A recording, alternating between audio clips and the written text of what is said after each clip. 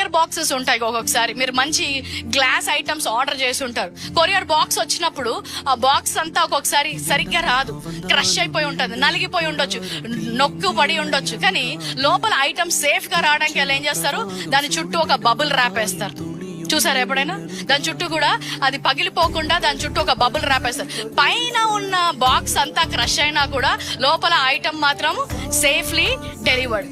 So బయట ఉన్న box ను బట్టి ఐటమ్ సేఫ్ గా డెలివర్ అయిందో చెప్పరు. ఓపెన్ చేయండి, లోపల ఉన్న వస్తువును చూడండి. వస్తువు సరిగ్గా ఉన్నట్లయితే అది సరిగ్గా ఉన్నట్టు, బయట ఉన్న బాక్స్ ను బట్టి కాదు. అలాగే నీ జీవితంలో నీ శరీరము ద్వారా ఏం క్రియలు జరిగాయో, ఎన్ని తప్పులు జరిగాయో తెలియదు, కానీ లోపల పరిశుద్ధాత్మ దేవునితో సంచకరువు వేశాడంట. హల్లెలూయా! పరిశుద్ధాత్మతో నింపబడ్డావంట. ఈ రోజు నీకు ఇచ్చిన గుర్తింపు లోపల అలాగే ఉంది. దేవుడు నీకు కలిగిన ఉద్దేశాలు అలాగే ఉన్నాయి. దేవుడు నీ కొరకు ఉంచిన పిలుపు అలాగే ఉంది.